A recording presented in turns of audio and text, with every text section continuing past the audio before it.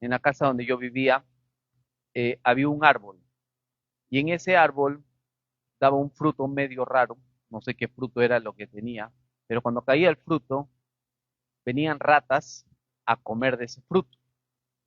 Entonces yo dije, ¿cuál es la solución? Cortar el árbol. Entonces llamé a una compañía para cortar el árbol, más o menos estamos hablando de hace 18 años atrás, y me dijeron en esa época que era como 900 libras. Así me hubieran dicho 100 libras, yo soy un poco difícil de soltar el dinero porque digo, yo creo que yo lo puedo hacer. Entonces dije, 900 libras, no, yo lo hago.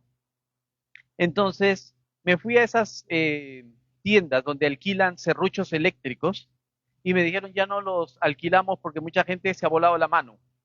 Entonces, ok, entonces si quieren averiguar, ya no los alquilan. Solamente empresas que pueden tener, que cubren en este país, saben que las regulaciones de health and safety son bien estrictas. Entonces dije, bueno, no hay problema. Me subo con un serrucho y lo voy cortando. En mi cabeza, obviamente, yo no soy, no sé cómo se llama la profesión de los que cortan árboles, pero leñador, sí, gracias a tengo un hermano, si alguna persona tiene que le saquen un árbol o una planta de la casa, hablen con el hermano Juan Carlos. Entonces agarré un serrucho y un vecino se empezó a reír porque como que con un serrucho no va, me prestó otro serrucho más grande. Y así la cosa que yo no avanzaba. Pero estaba con un señor mayor, el señor Juan, que tú lo conoces, y, y me dijo, consíguete un hacha. Obviamente el señor ha trabajado de carpintero, de leñador, en el campo, en todas esas personas sabias, conocedoras con años. Me dijo, un hacha. No hay problema, me fui a comprar un hacha pequeña en B&Q, la tienda. No costó mucho y con esta hacha me saco ese árbol, un árbol de casi 3 pisos. Y lo primero que digo es, ¿quién dice, no sé quién usó un hacha alguna vez? Fácil, ¿qué puede ser? Es como un martillo. Martillo es fácil, pero cuando uno piensa que es fácil, se da en el dedo. Hay que saber utilizarlo, tiene su manera de trabajar. Yo agarré esa hacha, me puse en posición, dije fácil, se le hace así y se acabó. Y el primer hachazo que voy a hacer casi me saco la pierna y me dijo, trae para acá, me dijo. Y me quitó el hacha, el señor mayor con joroba, cerca de los 80 años, y agarró el hacha y pa, pa, pa, pa, y empezó a cortar ese árbol. Yo me quedé sorprendido. El hacha es una herramienta muy importante. Parece mentira, una simple hacha puede derrumbar un árbol. Y hay cosas que son tan importantes en la vida y no nos damos cuenta. Cosas que son tan útiles y necesarias que uno necesita y lo tenemos, que lo pasamos por alto. Y hay que saber hacerlo. Y una de las cosas más importantes es nuestra vida. Nosotros valemos la sangre de Cristo y somos importantes en las manos de Dios. Y por tanto, les cuento esta historia porque hay una historia en la Biblia que habla acerca del hacha, la hacha que flotó. No sé si la ha leído o no la ha leído anteriormente, una de los milagros que hizo el profeta Eliseo. Milagro con un hacha, parece un milagro insignificante, pero todo milagro, todo lo que está en la Biblia tiene un propósito. Y yo quiero que hoy me acompañe al libro de Segunda de Reyes, capítulo 6, versículo del 1 al 7, para leer la historia de esta famosa hacha.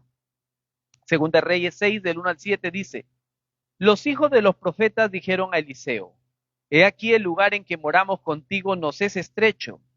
Vamos ahora al Jordán y tomemos de allí cada uno una viga, llegamos allí un lugar en que habitemos. Y él dijo, andad. Y dijo uno, te rogamos que vengas con tus siervos. Y él respondió, yo iré. Se fue pues con ellos, y cuando llegaron al Jordán, cortaron la madera. Y aconteció que mientras uno derribaba un árbol, se le cayó el hacha en el agua y gritó diciendo, ah, Señor mío, era prestada. El varón de Dios preguntó, ¿dónde cayó? Y él le mostró el lugar, entonces cortó él un palo y lo echó allí e hizo flotar el hierro. En ese tiempo, Eliseo era famoso por enseñar, tener una escuela de profetas. Hay iglesias donde tienen cursos, seminarios, se le llaman la escuela profética, la escuela de profetas.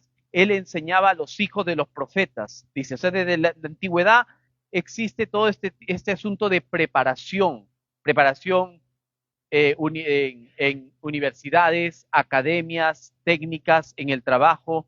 Uno puede llegar a un trabajo y no tener la experiencia, pero lo pasan por un tiempo de entrenamiento, cómo hacer las cosas. Y eso es muy importante cuando uno pasa por esos tiempos de entrenamiento, porque es donde uno puede aprender a hacer las cosas.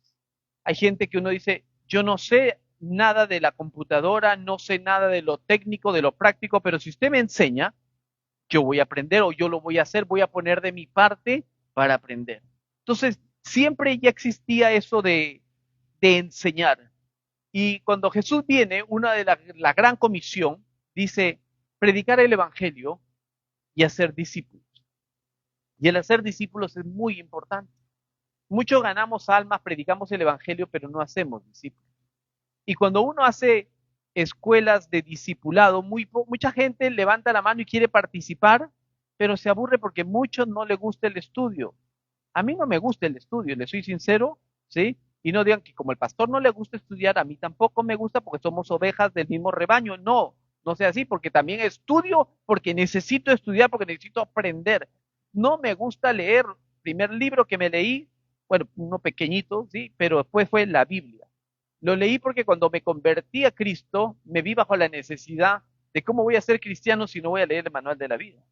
Y empecé a leer y me empezó a gustar. No leo otros libros, sí, debería leer, muy poco he leído, la verdad, le soy sincero, pero es necesario estudiar. Ahora tenemos la facilidad de estudiar solamente lo que uno quiere en línea o ver información en internet, pero haciendo un paréntesis, tengan mucho cuidado en las páginas o en la inteligencia artificial.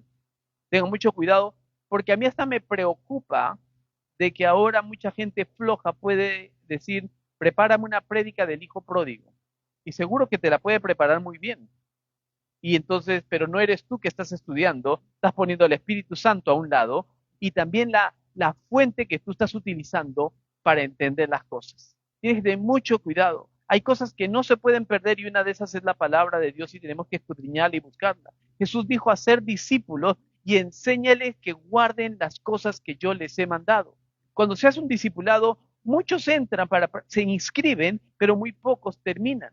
En la universidad es lo mismo. Muchos entran el primer año a la universidad, muy pocos terminan. Y cuando invocan, hacen un llamado para muchas cosas, muchos quieren, pero en el proceso se cansan, se aburren, se dan cuenta que no es lo que quieren. Y hay muchos factores que no permiten que termine lo que uno ha comenzado. Pero Jesús dijo que era necesario hacer discípulos. Predicar el Evangelio es la gran comisión de nosotros como cristianos, pero hacer discípulos también.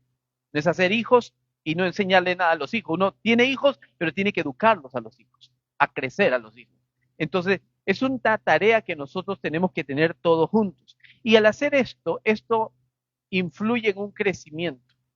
Como una persona empieza una empresa, se le entrenó, obtuvo experiencia, empezó su nueva compañía y va creciendo la compañía. Ahora necesita un secretario, una secretaria, un administrador, un coordinador, una persona que maneje, una persona que haga entregas, una persona que entre en la fábrica, un repartidor, un cocinero, un ayudante, un camarero. Según va ganando más experiencia, va creciendo. Y me puse a pensar que nosotros como iglesia también tenemos que crecer. Y esto no es solamente crecer en números, sino crecer en discípulos. Es lindo cuando llega una persona nueva a la iglesia. Nos alegramos todos. No queremos que nadie se vaya de la iglesia, pero queremos que cada uno vaya creciendo. Pero mientras vamos creciendo, queremos algo más. El día viernes estuvimos orando y habían 4 mujeres aquí adelante en la primera fila. La pastora les dijo, vengan para acá, no somos muchos, nos ponemos así aquí juntos. Y a la hora de orar les dije a ellas, sentía de que detrás de cada una de esas mujeres que estaban aquí había algo valioso. Yo sé que hay algo valioso detrás de cada uno de nosotros. Y les decía, el ladrón vino a robar, matar y destruir. El ladrón sabe a quién va a robar. El ladrón no mete la mano a un bolsillo para ver si hay plata o no hay plata. Él ya vio que metiste el celular ahí. El ladrón sabe dónde va a robar. El ladrón ya vio el target, ya vio dónde va y lo va siguiendo y en el primer descuido, ¡pum!, entra a robar. Eso es lo que hace el ladrón. Y el ladrón, que es el diablo, en la Biblia, lo que nos habla, él ha visto que en cada uno de nosotros hay bendición. A él no le gusta al diablo donde Daniela trabaja. ¿Por qué? Porque hay gente, no todos son cristianos. Quizás hay algunos cristianos, pero otros que no son cristianos. Pero ella es un peligro porque puede predicarle el evangelio. Su testimonio marca algo ahí. Entonces, el ladrón quiere destruir eso. Por eso quiere destruir la vida de cada uno de nosotros.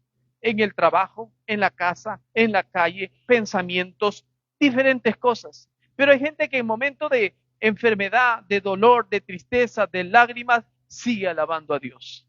Y eso es lo que al diablo le molesta, pero que a nosotros nos llena de fortaleza. Y le dice, ¿usted por qué está alegre si lo que usted está pasando es terrible? Y dice, porque Dios es mi esperanza. Y eso el mundo no lo va a entender. Por eso dice que la paz que Dios da es una paz que sobrepasa, va encima de todo entendimiento. La gente no va a poder entender. Yo sé que la vida es difícil y vamos a pasar situaciones difíciles, pero tenemos esperanza. No deje, el primer peligro es nuestra mente. Es aquí, por eso cuando habla en Efesios 6 la armadura de Dios, habla del yelmo, que es el casco de la salvación. Porque el diablo lo primero que hace es levantar un dedo y acusarte, decirte no vales, no sirves, para eso querías tal cosa, mira cómo eres, volviste a fallar, eres un error. Yo recientemente hablé con una persona, un compañero de trabajo, y lo había escuchado, se los dije la vez pasada, lo había escuchado en prédicas, pero me parecía no normal que esto se dijera. Y dice que su mamá le había dicho a él cuando él era niño, tú eres un error. Yo no sé cómo, o sea, a veces hemos escuchado esta frase, lo hemos leído, visto reflexiones, pero un hijo no es un error, es una bendición. Tu esposo, tu esposa es una bendición. No seamos la que me diste, el que escogiste, la que escogiste, porque ustedes escogieron, ¿sí? Y no es que Dios se equivocó, Dios nunca se equivoca, sino que nosotros queremos hacer las cosas a nuestra manera. Yo agarré el hacha y quería hacerlo a mi manera y casi me vuelo una pierna. Porque hay maneras, hay tácticas, hay que saber cómo utilizar las herramientas que Dios nos ha dado a nosotros. Y entonces, nosotros como iglesia, esto no es un mensaje motivacional, si se puede decir así, para crecer, para que seamos más, pero toda iglesia tiene que crecer. Porque mucho he escuchado, dice, mejor poquitos, pero bien.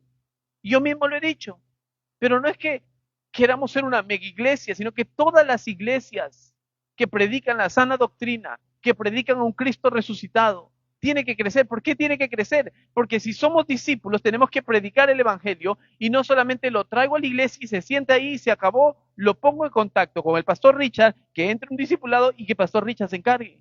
Tenemos nosotros un deber de cuidarlos, de protegerlos, de llamarlos, de enviarle un mensaje. Son como bebés.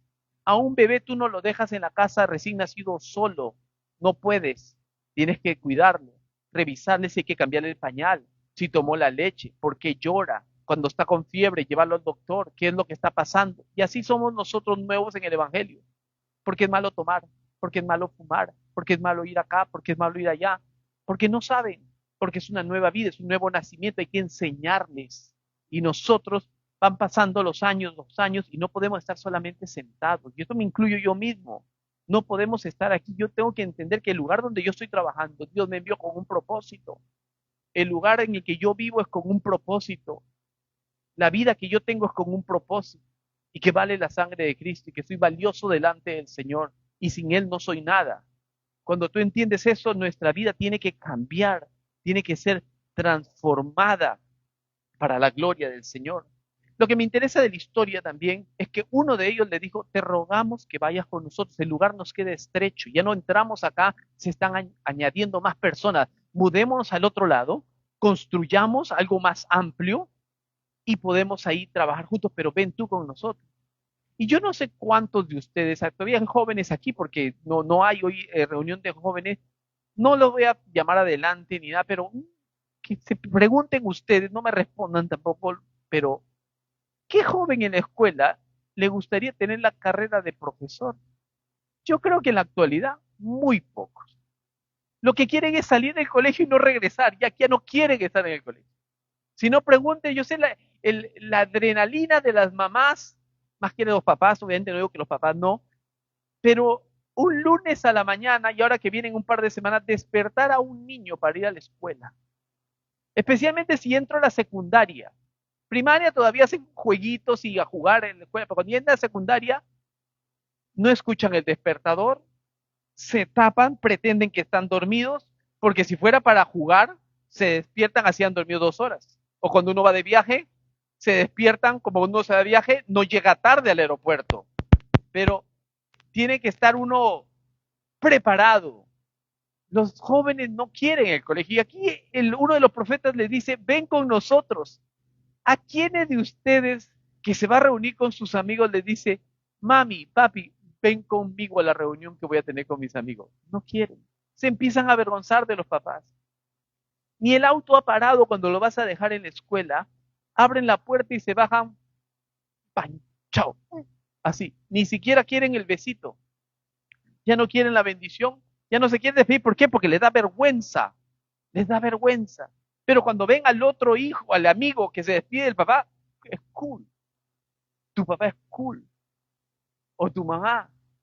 Pero ellos se avergüenzan. Es parte de la etapa de crecimiento de las personas. Siga dándole su beso a usted, se avergüence o no se avergüence, siga orando por él en el auto antes que se baje, quiera o no quiera, siga haciéndolo. Es una bendición. Ellos cuando sean grandes se van a acordar. Cuando te reúnas con ellos a tomar un café, cuando ya tengan 20, 25 años, ¿te acuerdas cuando me dejabas en el colegio? ¿Te acuerdas la cara que te ponía y te empiezas a hablar y me avergonzaste, pero gracias papá, gracias mamá por tu bendición, por tu oración? Y si ahorita están en el proceso que no quieren hablar contigo, no te preocupes, se les va a pasar. Los que ya son ya chasis del 70 más o menos como yo, se van a dar cuenta que van a agradecer y decir gracias por tus consejos. Porque uno empieza ya a ver las cosas diferentes. Cuando ellos empiezan a crecer, a pagar la renta y apagan la luz, ya no dejan el jabón remojando, la pasta dental se vuelven como el pastor Edward que la aprieta desde abajo y le saca. Kelly tiene otra pasta dental, yo le saco todo. Hasta me compró un aparato de Timu para darle vuelta y exprimirlo, pero le gané a Timu, porque todavía le podía sacar más. Si lo puedo poner en la llanta de un auto y aplastarlo para sacarle, aún así. Y entonces es lo que me presiona es cómo pueden llamar a que venga el profesor a estar en la reunión.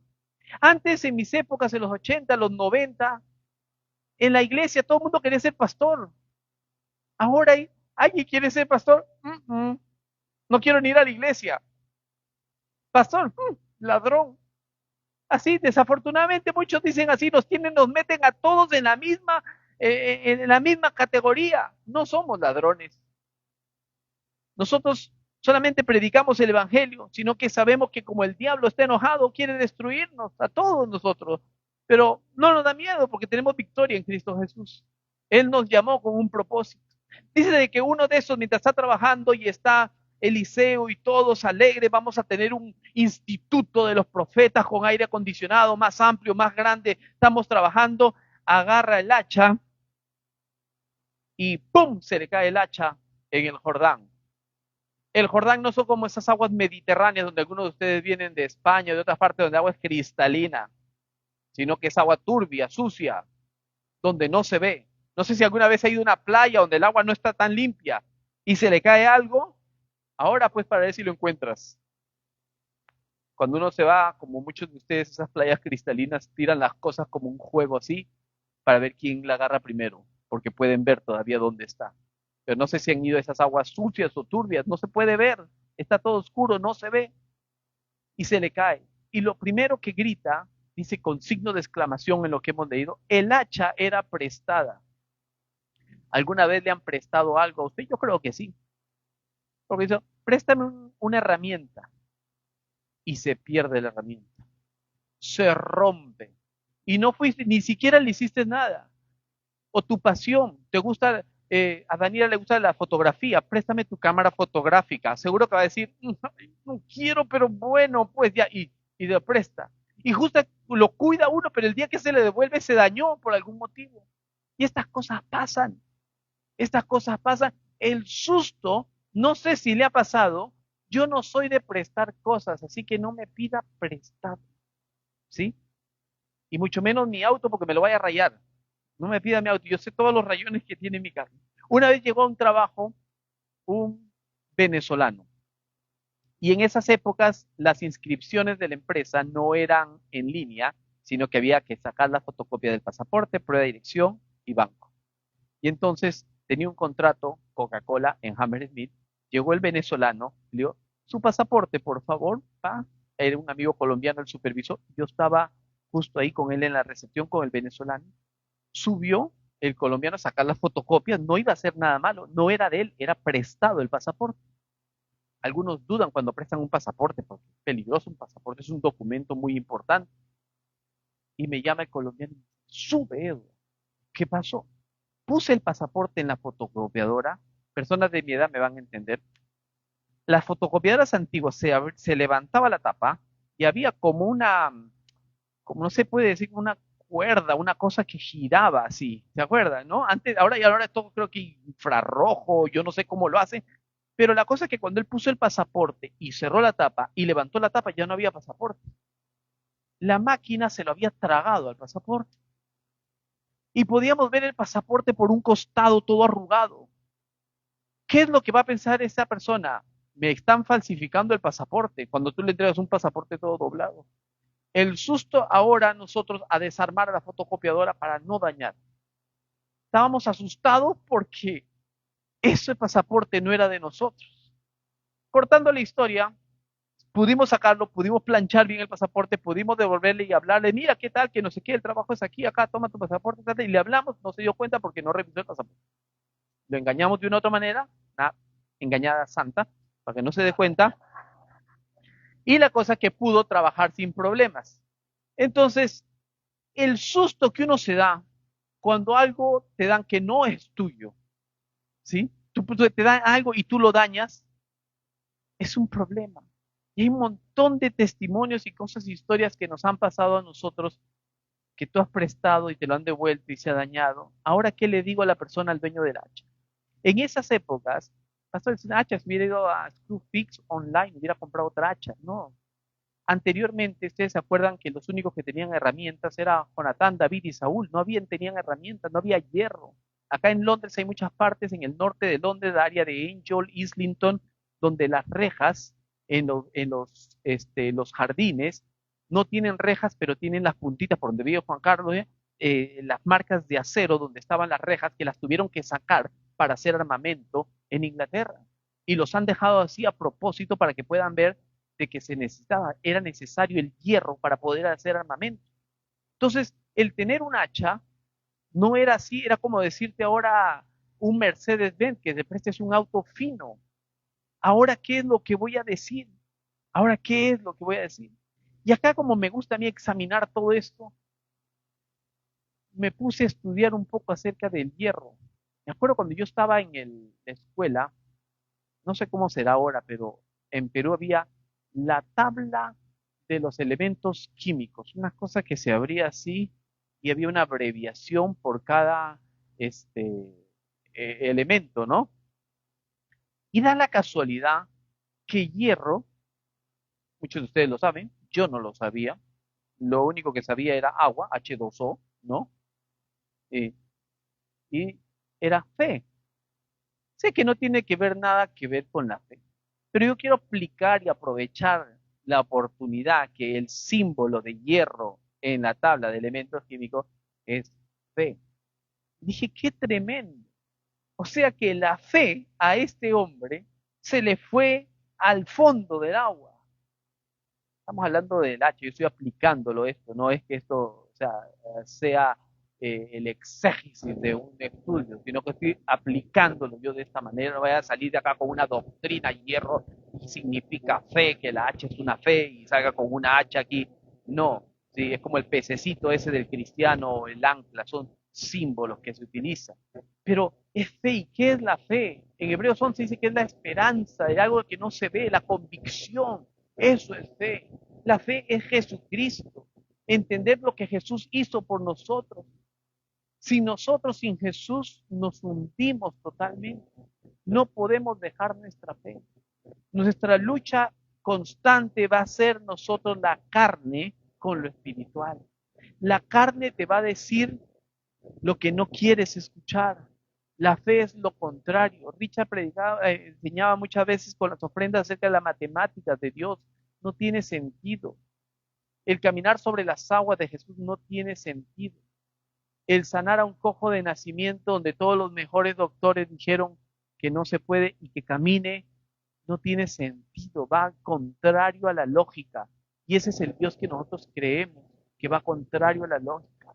Si el abogado, el doctor, la situación, el trabajo, la municipalidad o todos dijeron no hay esperanza, sí, humanamente no hay esperanza, pero mi fe no está en la humanidad, sino que mi fe está puesta en Cristo Jesús. El hacha es una herramienta especial para edificar, para poder hacer algo. Necesitaban cortar el árbol para hacer lo que iban a hacer para el centro de estudio. Y es algo muy importante. Y nosotros somos importantes. Y es importante que esto lo entendamos nosotros. Si nosotros dejamos a Dios al lado, nos vamos a hundir.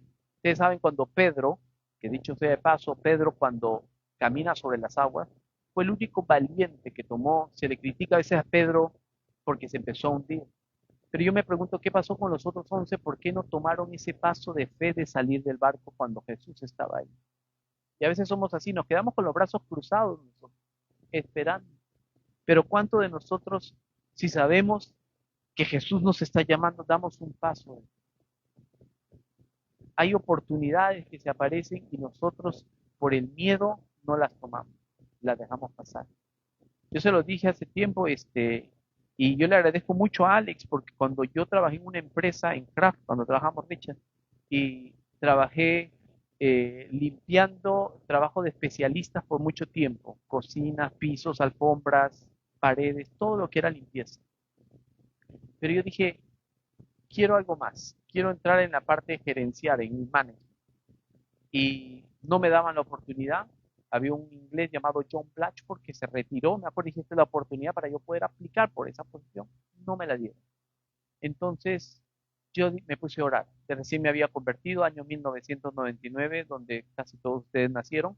Y de repente estoy orando y le digo, Señor, dame un trabajo. Y me acuerdo que Alex trabajaba en una empresa grande llamada Mighty y me llama y me dice, hay un trabajo. Y dije, no. Dije, porque tenía miedo. Miedo de dejarlo seguro para agarrar algo, un trabajo nuevo. Y bueno, no lo acepté. Me fui a un servicio de oración y me piden alguna petición de oración. Sí, porque quiero un trabajo nuevo. Y pido que oren por mí y que Dios abra las puertas para un trabajo nuevo. Amén. Me voy a la casa. En esa época no existían los celulares. Llego a la casa, abro la puerta y suena el teléfono. Y era Alex que me estaba llamando cuando yo vivía por acá cerca de la iglesia. Y cuando me está llamando Alex, contesta y me dice, hay un trabajo en la misma empresa. Y lo primero que siento, digo, acabo de pedir que oren por mí, por un trabajo, llego y me están llamando, y es la segunda vez que me llaman, me pagaban menos donde iba a estar ahí porque ganaba bien donde yo estaba limpiando, pero quería una oportunidad. Y yo tengo que tomar una decisión, o lo tomo o no lo tomo. Lo tomé. Y fue ahí donde Dios me empezó a bendecir grandemente. Y Dios utiliza personas. No digas, no esperes que Dios te envíe un email o que se abran los cielos y que aparezca una nube ahí que diga anda a tal dirección. Porque esperes ese email. Toma decisiones. Dios está llamando a la iglesia a tomar decisiones. Nuestra vida se va a hundir cuando tú dejas la fe. Te empiezas a hundir. Te empiezas a hundir. Cuando llaman a Eliseo, lo impresionante de esto es que como cuando un niño en la casa entra en pánico, llama a sus papás. Mis hijas eran pequeñas y una vez gritaron, ¡papá! Y yo fui corriendo. Por estar jugando en el ropero, se les cayó el ropero encima. Solo veía 2 piernas, 4 piernas y el ropero encima. No podían empujar de vuelta. Llegó el papá a ayudar. Cuando hay un problema en la escuela, un problema de matemáticas, llaman al profesor para que le diga cuál es la solución o para poder resolver. Cuando tu supervisor, tu jefe, sabe más que tú le preguntas cuando no sabes algo. Acá se dieron cuenta de que había un problema. El hacha prestada, ¿qué le digo al dueño de la hacha? ¿Qué le voy a decir? Se cayó en esta agua sucia, en el Jordán. ¿Qué hago para sacarlo? Lo llama aquel vidente, profeta, que representaba el que hablaba con Dios y comunicaba. Nosotros no necesitamos a un pastor. Necesitamos a Jesús, porque Jesús ya lo hizo todo por nosotros. Jesús nos dio su palabra, nos enseñó a orar, para que dice, clama a mí, yo te responderé. Habla, ora, comunícate conmigo. Eso es lo que Dios nos está llamando. Y Él llama al profeta. Cuando llega el profeta, ocurre algo que también lo quiero aplicar yo proféticamente, simbólicamente. Dice, ¿dónde se cayó? Y qué importante es saber dónde se cayó el hacha. No porque Dios iba a hacer el milagro, así se hubiera caído en otra parte. Pero le dice a la persona que se le cayó el hacha, ¿dónde se cayó el hacha? Porque en la iglesia de Efeso, en el libro de Apocalipsis, cuando Juan tiene revelación y habla, le dice, mira de dónde has caído. Vuelve a hacer tus obras primeras. Es necesario reconocer nuestros errores, donde nosotros hemos caído. En nuestros matrimonios, tenemos errores, todos los matrimonios, no hay matrimonio perfecto. Tenemos que examinarnos qué he hecho mal. Y esto no es qué ha hecho ella mal o que ella diga qué ha hecho él mal, sino que nosotros en nuestra relación con Dios decir qué he hecho mal. Como padres, como hijos, como amigos, como hermanos, como colegas de trabajo, examinar qué he hecho mal. Recientemente en el trabajo pasó un asunto que me mandaron un correo que no me gustó.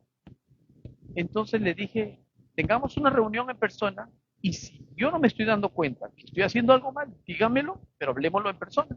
¿Qué es lo correcto? Somos seres humanos, no tenemos que ser agresivos ni físicamente ni verbalmente. Podemos nosotros tener una comunicación.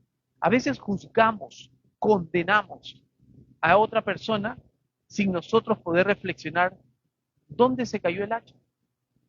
Diga, este fue el lugar, el momento donde el hacha se cayó. ¿Qué hizo el profeta Eliseo? Agarró un pedazo de madera. Y acá es donde quiero aplicar simbólicamente esta parte. Porque en un madero fue donde Jesús se entregó por amor a nosotros. En un madero fue donde su cuerpo fue clavado por amor a nosotros. Él no merecía estar ahí. Ese lugar, si nosotros pudiéramos ver esa cruz, los clavos cuando le clavaban en la mano, todo lo hacía por amor a nosotros, porque Él vino, dejó el mundo, lo hizo de tal manera, amó Dios al mundo, que ha dado su unigénito, para que todo aquel que en Él crea no se pierda, mas tenga vida eterna. Le pusieron corona de espinas, lo escupieron, lo bofetearon, todo lo que hicieron. Ustedes saben la historia, el camino al Gólgota, cargando la cruz, fue llevado. Y nosotros no podemos pasar en alto el sacrificio tan grande. El regalo de la salvación es gratuito para nosotros, pero alguien pagó el precio. Yo creo que si nosotros reflexionamos y pudiéramos ver a esa cruz, cuando Él era llevado ahí, nuestra vida nunca sería la misma. Nunca. Un varón aquí, me acuerdo, después de un servicio de oración un viernes lloraba. Y él fluía en visión y me dije, pude ver a Jesús llevando la cruz. Y lloraba, literalmente lloraba. Ese mismo varón me dijo, cuando salió hace muchos años esa película La Pasión de Cristo, dice que la gente salía del cine llorando por ver esta película, cómo se veía. En un cine, imagínate, con el sonido, pantalla gigante y poder reflexionar. No tengamos nosotros orando así nomás, bueno, Jesús murió por mí, me dio salvación, pero yo vivo con mi vida y hago lo que quiero. No, no puedes hacer lo que tú quieres. Tú tienes que hacer lo que Dios quiere que hagas. Y en esa cruz, Él lo dio todo. Cuando Él pone la madera de lo que estaba más profundo, en lo más cochino, en lo más sucio, en lo más despreciado, en las profundidades, donde el enemigo se alegra verte ahí hundido, llorando en tristeza, lamentándote, diciendo no puedo. Donde Jesús, cuando tú pones tu mirada en Jesús, por más que la ley de la física no pueda hacer que algo tan pesado pueda elevarse, es ahí, cuando tú ves la cruz de lo más profundo, la Biblia dice, Él es el que rescata mi vida del hoyo de manera que sea rejuvenecido y que vuela como las águilas, con visión, con las alas abiertas, con libertad. Él es el que extiende su mano para levantarte. Eres el que te ayuda. Joven, los jóvenes llegan a una etapa que se vuelven mudos y no hablan con los papás. Empiezan a hablar por sílabas, por palabras. Sí, no, son así, no hablan. Y nosotros queremos que ellos nos digan, ¿qué te pasa? ¿Cómo te fue en el colegio? Bien. Nada, no vas a sacar nada más, no hablan. Y nosotros queremos porque queremos ayudarles, pero no hablan. No hablan, se quedan callados. Jóvenes que están así, que no quieren hablar con sus papás. Y es que es parte de la etapa del crecimiento donde ellos están con la adolescencia, la pubertad, muchas cosas que se empiezan a cambiar, que qué va a ser de mi futuro y todas estas cosas. Pero empieza a ver que si te sientes en lo más profundo, que tus amigos te traicionan porque se está formando el carácter de ustedes, me dirijo, ustedes son jóvenes, los jóvenes, se está formando el carácter de ustedes y van a tener amigos que no eran amigos, gente que va a defraudar, decepciones en el mundo. Cuando son pequeños quieren ser astronautas, presidentes, ministros, pero cuando van creciendo la mentira, la contaminación del mundo empieza a decir no vas a poder llegar a eso porque te estás hundiendo. Sí puedes llegar a lograrlo si es la voluntad de Dios, pero poniendo tus ojos fijos en el autor y consumador de la fe. Por eso Colosenses dice, poned la mira en las cosas de arriba, donde nuestra vida está escondida con Cristo en Dios. Yo no sé, nadie ha nacido sabiendo nadar, pero cuando tú estás en el pozo de la desesperación, lo primero que tienes que estar es estar tranquilo. Pero ¿cómo si estoy rodeado de agua, tomando agua? No sé. Yo cuando tenía 12 años me fui a un club privado con unos amigos, ellos sabían nadar, yo no sabía nadar. Y dijeron, vamos a tirarnos un clavado, son los muchachos de la parte más profunda. Fue el primero, Toñito, ¡fua! Fue su hermano Hugo, ¡fua! Y dije, qué vergüenza, yo también fui, ¡fua! Me metí al agua. Y me fui un clavado que ya estaba abajo. Y empecé a mover las piernas, a hacer lo que sea. Y ya medio que saqué la cabeza por ahí, me sacaron y dije, uy, me dio un calambre, le dije. Me dio un calambre. Porque era vergüenza decirle que no sabía nadar. Después en las playas mansas de Perú aprendí a nadar. Porque ahí tenías que ser obligatorio, porque todos los amigos llegaban y corrían. Ahora ya uno tiene hasta miedo, porque uno va creciendo y ya no quiere esos desafíos, es la vergüenza, tiene miedo. Con los chicos yo me preocupo cuando fuimos a la playa recientemente. Parece raro hablar de mi esposa en español, pero este sistema le está traduciendo automáticamente en inglés. ¡Qué hermoso! ¿No? Nos íbamos a la playa. Cuidado, no se vaya muy al fondo. Yo con un ojo ahí como si yo fuera un salvavidas. Si me meto, quizás ellos me salvan a mí. Pero iglesia, el único que te va a salvar, el único que te puede hacer flotar y subir de acá, el único es Jesús. Poniendo la mira y nuestros ojos en Cristo. Dice que el hombre le mostró el lugar donde estaba. Aquí se cayó. Ahí puso, dice, cortó el palo y lo echó ahí, dice, e hizo flotar el hierro. Cuando ve que el ala flota, el hacha empieza a flotar, le dice ahora el profeta al que tenía el hacha prestada, ahí está, tómalo. Y yo quiero que nos pongamos de pie mientras termino esta parte, porque quiero que reflexionemos nosotros dos cosas. Uno, que hay un Dios de oportunidades, Jesús. Jesús hace que nuestra vida vuelva a tener sentido, vuelva a haber dirección, vuelva a haber una visión, vuelvas a entender que hay un propósito, que hay un plan de Dios para nuestra vida. Cuando tú entiendes eso, Dios mismo te muestra, acá está tu vida. Yo hago que seas restaurada. Yo hago que tú salgas de lo vil y menospreciado del mundo, escogió Dios para avergonzar a los santos. Yo hago que te eleves acá a la altura. Yo te doy una oportunidad. Yo te pongo aquí a flote. Ahora, toma tu vida, toma el hacha, agarra el hacha. Y es ahí donde nosotros tenemos que tomar una decisión. ¿Qué fue lo que dijo Jesús? Toma tu cruz, sí. Y el tomar tu cruz es dejar tu ego, es dejar tu soberbia, es dejar todas esas cosas que a Dios no le agradan y yo voy en pos de ti. Tú no puedes seguir a Cristo y al mundo. No puedes tener dos señores, porque amarás a uno, aborrecerás al otro. Queremos ir nosotros con Dios de una mano y con el mundo de la otra. Dios, Jesús es contrario al mundo. En Jesús hay esperanza, en Jesús hay salvación. Y yo quiero que tú cierres tus ojos y examines tu vida. ¿Dónde estás tú? ¿En qué parte, en qué del proceso, de la historia, poniendo ese símbolo del hacha? Quizás no te has dado cuenta, quizás estás bien, digámoslo así. Y si estás bien, sigue orando, sigue alabando, sigue adorando, sigue escudriñando las Escrituras, sigue dándole gracias al Eterno. Pero si te estás hundiendo, pon tu mira en las cosas de arriba. Este mundo te ofrece estrés, ansiedad, depresión, pensamientos de suicidio. Muchas cosas te entrega el mundo. Cristo te entrega perdón, arrepentimiento, el amor, la unión, la paz, el gozo, la bondad, la fe. Y cuando tú le alabas a Dios, cuando tú le adoras, cuando tú mencionas a Jesús, Señor, cuando doblas rodillas, cuando empiezas a orar, tu vida empieza a elevarse porque estás llamando al autor y consumador de la fe. Empiezas a elevar a niveles diferentes y Dios te dice una vez más hoy, aquí está tu vida, tómala. Lo mismo que le dijo a la mujer cuando le iban a apedrear. El que esté libre de pecado, dijo Jesús, que tire la primera piedra. Solo Jesús y la mujer que fue encontrada en adulterio.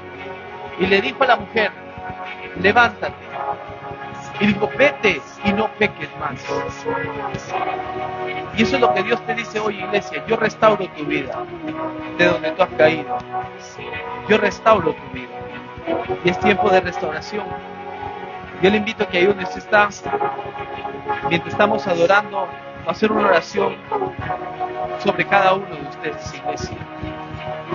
Que tú levantes tus manos. Si quieres oración, ven acá adelante y quiero orar por ti. Si sientes oración, quieres algo específico, ven acá adelante. Ven acá adelante. Pero si no, ahí donde tú estás, todos hemos caído alguna vez en esas aguas sucias, en esos lugares. Díselo a Él. Dice que le cantarás a quién, al que te rescató. Cántale a aquel que te ha recibido, el que te da oportunidad, el que te levanta.